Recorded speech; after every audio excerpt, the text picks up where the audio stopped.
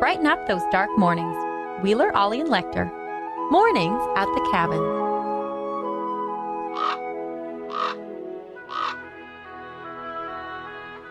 And a beautiful Wednesday morning to all of you. Mornings at the Cabin. Wheeler with you on your Wednesday morning. Ollie is on assignment covering cricket somewhere. He didn't really say where. I think he's just taking the day to cover some cricket, as he does. Scott is on his way in with a chai latte with a couple of pumps of vanilla for me from Jabaroma. So I'm very much looking forward to that. Hope you're having a good morning so far. We got BOOLESQUEers coming in a little bit later on. BOOLESQUE, the new burlesque show here in Yellowknife. It's Friday and Saturday night at the top night, and it is sold out. So I don't think we're actually going to talk about the show. I think we're just going to have them in and be like, "Hi, how's it going? Having a good day? Great." Well, I mean, we don't really need to promote the show because it's already sold out. Burlesque is incredibly popular here in Yellowknife, and of course we've got Burlesque, the kind of the originator of it all, coming up in February. So, a couple of great shows coming up. The BOOLESQUEers posting their headshots that they took a couple weeks ago in full regalia, in their makeup. It looks incredible. I am going on Friday nights.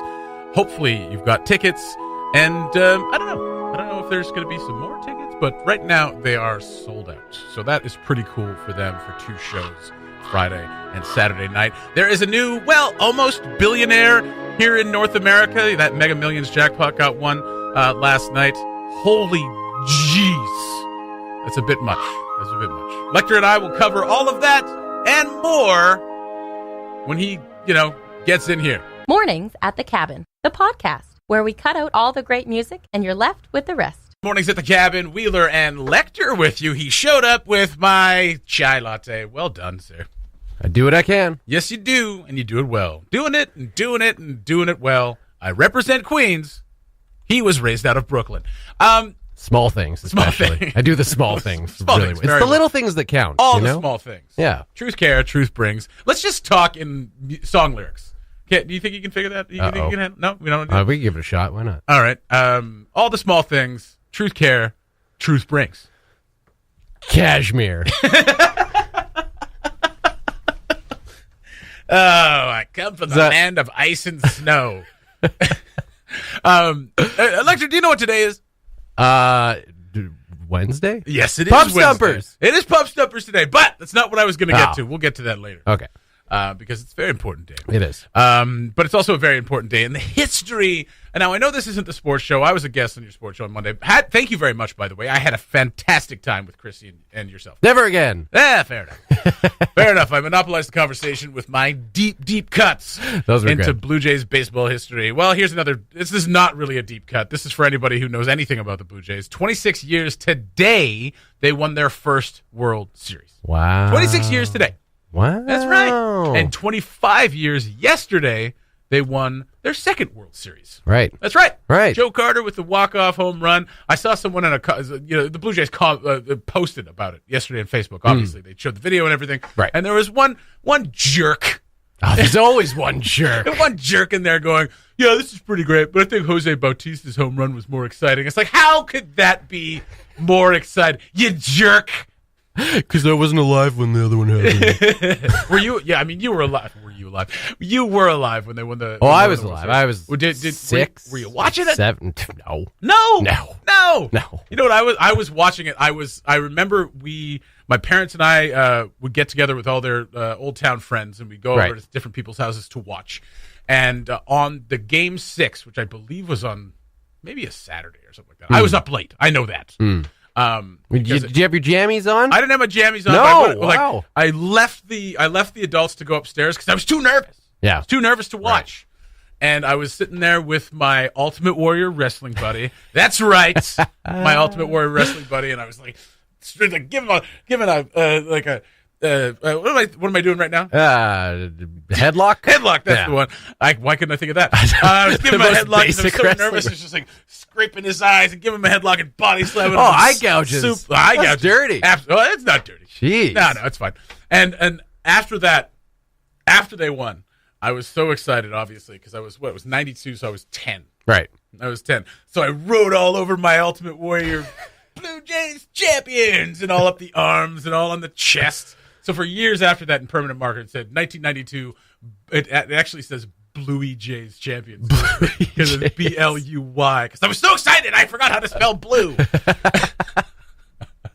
So 26 years today, 25 years yesterday, the Blue Jays won their 2 world championships. They'll win another one. At what point do you stop celebrating and remarking on an anniversary like that? I mean, 25 years is one of those things, right? I mean, last year was 25 years since their first. Yesterday was 25 years since their second. I think 25 years is a good marking point. Yeah, I guess if it's your first, then that's something monumental. But I mean, like the 25-year one, like their second one, no one no one's hit a home run to win a World Series. It's only happened twice. Right. So you mark that occasion, obviously, because that's a huge thing. It's one of the greatest home runs in baseball history. Yeah. Blah blah blah.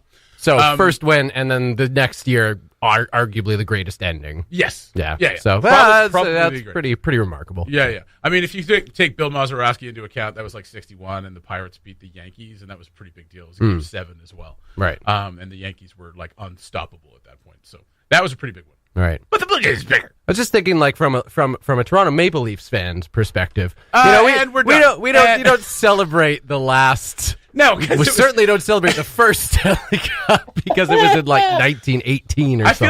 I feel like if it's you, it's a weird one, right? Because it's been 51 years since the Maple Leafs have won a cup. Yes, it has. It's almost as if like you mark the occasion. Hey, it's like, oh yeah, it's been 50 years, but it's just like it's been 50 years. Yeah. I mean, it's been 25 years since the Blue Jays won theirs.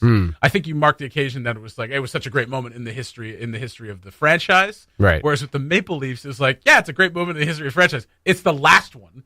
It's the last great moment in the greatest great moment in the history of that franchise. Always puts into perspective for me that the last time the Toronto Maple Leafs won the cup, my dad was 12. No, your dad was 12. Yeah. My dad. He thought he would see another one soon. My dad was 15. No, 25. What am I talking about? He was 25 years old. Oh. My dad was older than your dad. Well, that makes and sense. at that point, could have beaten him up too. Probably, yeah. Headlock, eye gouge, the whole nine. Writes Blue Jays all over his chest. The Mornings at the Cabin podcast. Hey, it was early. What do you want from us? We're 1 week away, 1 week off, 1 week past cannabis legalization. Okay. And wow, that time really flew quickly in that sentence there. Nah, I just said the wrong thing first. That's all. It's one of those things. So, 1 week on for cannabis legislation or legalization, I should say, and Yellowknifers and people in the NWT have proven that they like cannabis. There's an appetite. There's an appetite for, not destruction, because that's what alcohol does. No, we don't want to encourage that. No, that's what alcohol does. Yeah, cannabis is like appetite for appetites. Sold out once on the first day. Sold out again. It's still sold out. Yeah, we're supposed to get some more yesterday. Nope. Yeah. It will not be available until further notice. People are pissed, man. Yeah. People are pissed. And now I saw a couple of comments yesterday, and I don't know where they're from, so I can't remember who said them, and I probably shouldn't say this because it's editorializing or whatever. Just throw it out there. I'm not a member of the press. Let's hear it. But a couple of comments yesterday where people were pissed, and other people were like, "Oh, get over it. You'll get your fix or whatever." It's like, can you imagine if the liquor store ran out of liquor? Yeah. Or the grocery store ran out of cigarettes? People would lose their GD minds. Oh, absolutely. And like 1 week on, and we've spent like 3 days of that. Yeah. 3 days out of 7 without them having any inventory whatsoever. It's almost as though privatization should have been a thing from the get-go. No, privatization. And anyway, I wanted to share some of the comments on the Yellowknife Liquor Store Facebook page because they are hilarious. Typical government control, can't even deal drugs correctly. And another one was a high school dropout could figure out how to figure out drug dealing, but put it in the hands of the government, and they fail. Those are funny, and a little cutting. That's funny though. But if that high school dropout was asked to suddenly serve supply an entire city, territory, I think he'd feel a little overwhelmed. He might be a bit in over his head. I got 30 kilos. That's enough, right? No, it is not. Crap. No, it is not. We went through 30 kilos. What is that? It's like something like 1.5 grams per person in Yellowknife or something like that. If my math is correct, it probably isn't. It's too early in the morning. Right. But, Alberta going through very much the same thing right now. I think shortages across the country now. Well, because but this was predicted. They haven't opened enough stores, like a government approved stores or whatever. They haven't opened enough places. And we knew this was coming. Yeah, like a we've week. known this. We've known this is coming for years. Oh yeah, and at least a week, if not several months before the legalization date. Yeah. We were seeing articles that were coming up saying Canada's recreational pot supply is not enough. Not enough. It's going to run short. More. Sure enough, here we are. So we definitely have an appetite for it. We didn't order enough. Yeah. I mean, this is how you continue to have a black market, or what we would call a gray market, because it is a legal substance, but it will be given out or dealt illegally. Right. So you have this kind of this gray area where it's like this. It's this thing that's legal, but you can't just deal it. You can't sell. You can't basically privately sell liquor. Like I couldn't. No. I technically couldn't sell you a bottle of something. No, exactly. But I mean, this is how you're going to keep it up. I thought if you keep on running it out. Yeah. I thought CBC's headline about it the other day was a bit interesting. It's like, maybe don't delete your dealer's number yet. Like, I don't know if that's the angle you should be taking on the CBC. I think other media outlets in the city are trying to be a little bit more irrelevant. Yeah. Or irrelevant. Just striving to be irrelevant. Not irrelevant. Oh my God, it's too early. Irreverent. Your pot supply's low. Irreverent. Trying to be a little bit more cheeky, which is funny. Well, I'll tell you this. I will never delete my dealer's number. I don't have a dealer. It's a good friend. I don't have a dealer. Hey, he's a good buddy. Yeah. I like talking to him. So no word yet on when more cannabis supply will be at the Yellowknife Liquor Store. Stay tuned at their Facebook page for comments and updates. The Mornings at the Cabin podcast was recorded before a sort of live, thankfully not in the studio, audience. Mornings at the Cabin with Wheeler and Lekter on your Wednesday morning. And we've got some very special guests. We have an amazing show coming up. Amazing. I don't know if it's going to be amazing, but judging from the headshots that we've seen, it's going to be pretty amazing. BOOLESQUE is coming up on Friday and Saturday night at the Black Knight. And we've got Sam and Bree here to talk about the show. Welcome. Thank you. Oh, you're welcome. Thank you very much. Thank you. Be a little closer to the mic there. There you go. All right. I thought you said not to kiss it. No. I said very much kiss it. No, very much kiss it. Just put your mouth all over it. Just get right and close and intimate. That's enough. So BOOLESQUE coming up this weekend. Both shows are sold out, so we're not actually going to talk about the show. Let's talk about anything else, because we don't need to promote the show, because obviously it's going to be very popular already. Right? Friday and Saturday night are sold out. They are, yeah. That's wonderful, though. Yeah. It is wonderful. It's super exciting. Yes. So this is you guys have been doing this together. When did this all kind of come about? So we kind of started the idea of a Halloween burlesque show last year, but we didn't quite get our ducks in a row in order of organizing it. So we deferred to this year. So we started back in May, just with some planning and organizing, and we held auditions in August, and it's been full steam ahead since then. Yeah. Very nice. Lekter. Yeah. Nicole is involved in this as well. She is, yes. And did a bunch of the makeup, I think, for some of the headshots. Mm-hmm. And these headshots you can see at BOOLESQUE on the Facebook page, some of them anyway. And they're pretty incredible. Mm-hmm. So, like, the Halloween theme, there's going to be a lot of, like, monsters and mayhem, that kind of thing? Yeah, definitely. You could see a bit of it in the photos. Like, it's not necessarily people's act characters in the photos. It's just... I don't know, they're cool getting to dress up for Halloween for an extra day. Nice. For instance, Nicole did like fake back piercing, corset piercing for me for my photos. Those That's were not fake. gonna be in the show, but yes, I know everyone thinks I have these like back piercings now. I don't have them, folks. No. I saw that and I was like, good Lord. That's, all right. That's tattoos, commitment. but no corset piercing. All right. Fair enough. So, I mean, two big shows, Friday and Saturday, both sold out. How many acts are in the show?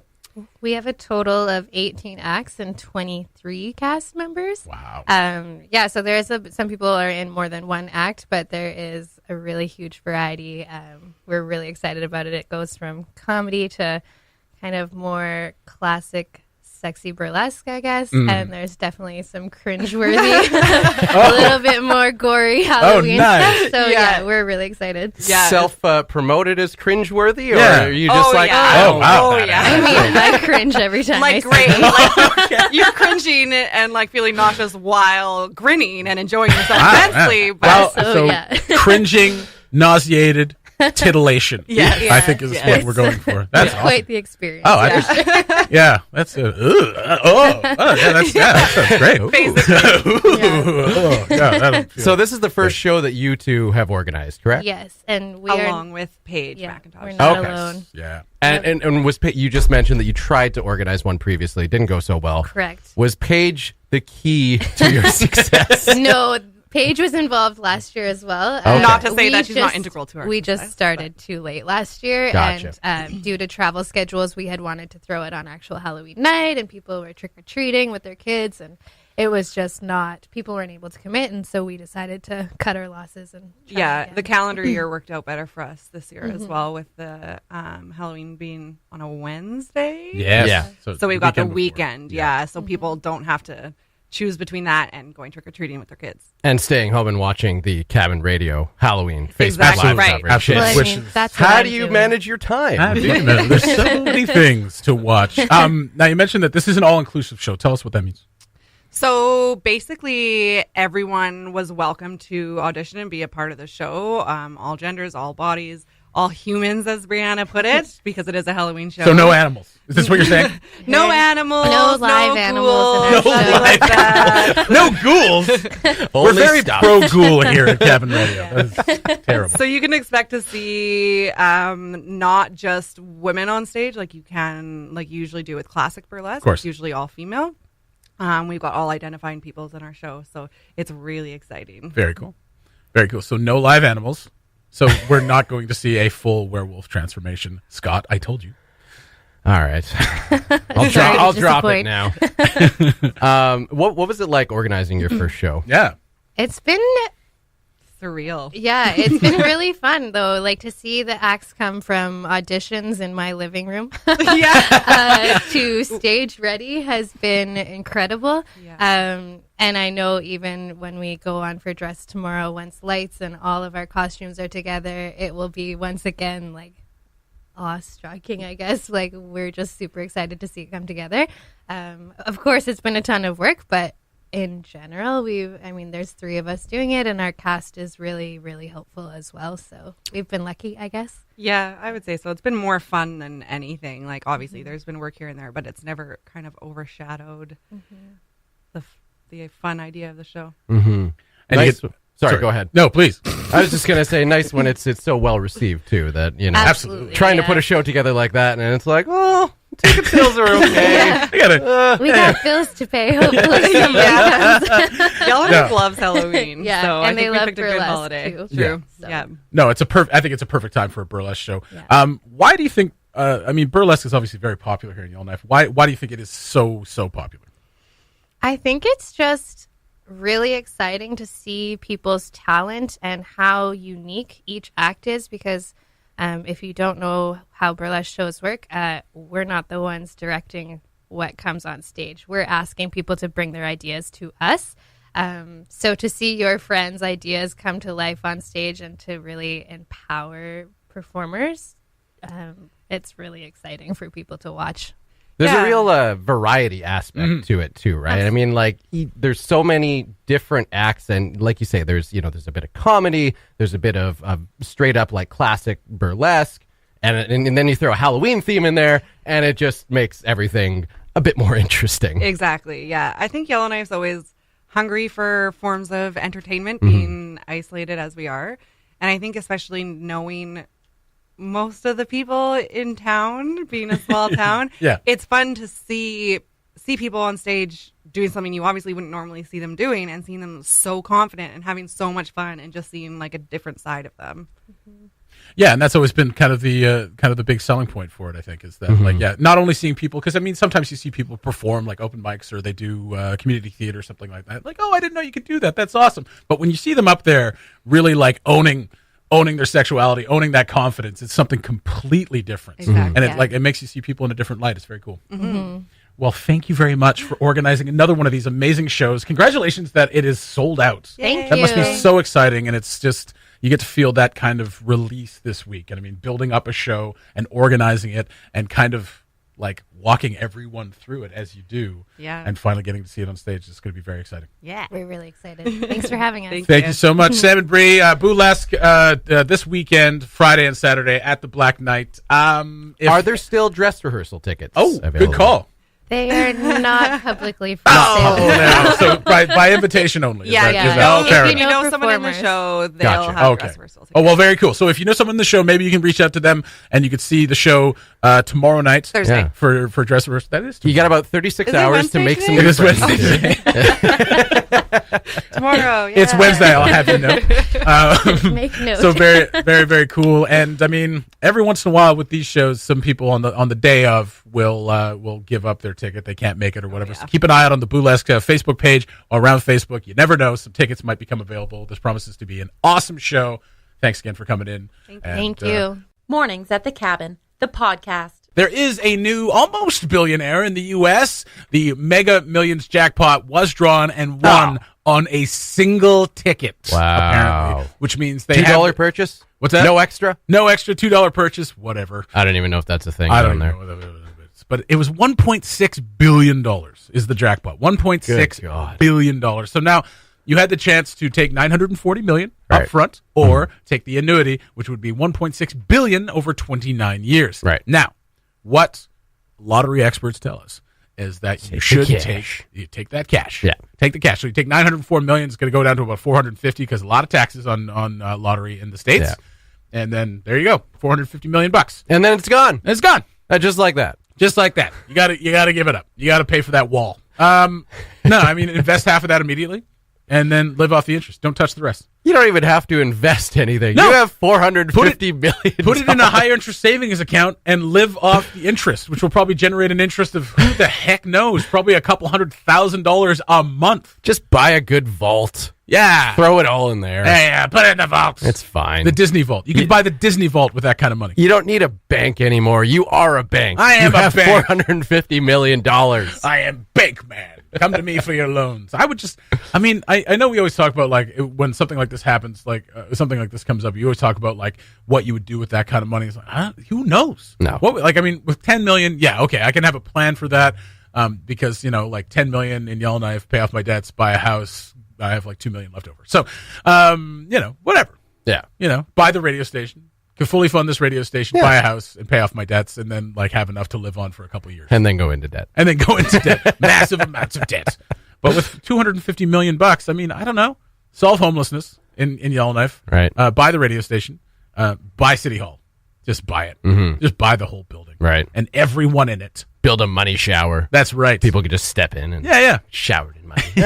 You know what? You don't get to keep any of the money. I would honestly, You know what I honestly do? I would do that thing like that Grandpa Simpson does in The Simpsons. He like has people come to him and like, give me your ideas. Yeah. Because I've often had this conversation with, I think with you and with other people as well. But like, there are people in this city who work gig economy type stuff, right? They work a job here, a job there. They do consulting over here. They work for the government sometimes. They work for private firms sometimes. Right. And they kind of get like sporadic paychecks. So there's no like guaranteed income. They got to get out there and hustle every day for it. It's not like I can take 3 weeks off a month and get a paycheck. Not saying that happens for anybody, GNWT, but it's not 3 weeks a month. I know. But so there are people like that in this town, and there are people like that all over that work that gig economy hustle. Right.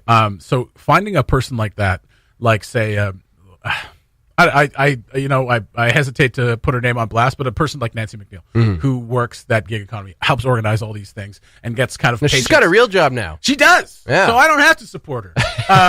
But like someone like that who's doing that kind of work and like keeping the kind of gears of a city like this kind of humming, with events and things like that. You give them, here's $200,000. You got a year. Go. You know what I mean? Like, earn that $200,000. Well, yeah, Nancy. you do earn it, but I mean, she does gonna give it to you. No, you give it to her, and she goes off and does her thing. But she doesn't have to worry about money. She just goes out and uses the resources at her disposal to organize whatever. Yeah. And there's a bunch of people in this city that do that. Investing in people. That's That's the point. Not just in businesses and stuff like that, but I mean, like, if someone has a business idea, invest in them, but investing in a person and not necessarily giving them the money for their business, but like, in order to do what you need to do, like what she does with organizing and things like that, you give them a year's salary and go, there you go. You have a year. You got a free year. You don't have to worry about money. Here's your money. Could someone just give us some money? Right? Yeah. BDIC, wink, wink. BDIC. Nudge, nudge. Now that we have your name on one of our awards, could you give us some cash? Maybe this random American that won can give us like... Yeah. Let's write that $1 random billion. American. Like, hey, listen. Hey, here's the thing. Here's the thing. When they were in South Carolina, we're Trump supporters, and we're not ISIS, so give us some money. Thanks for listening. Check out more from the show at cabinradio.ca.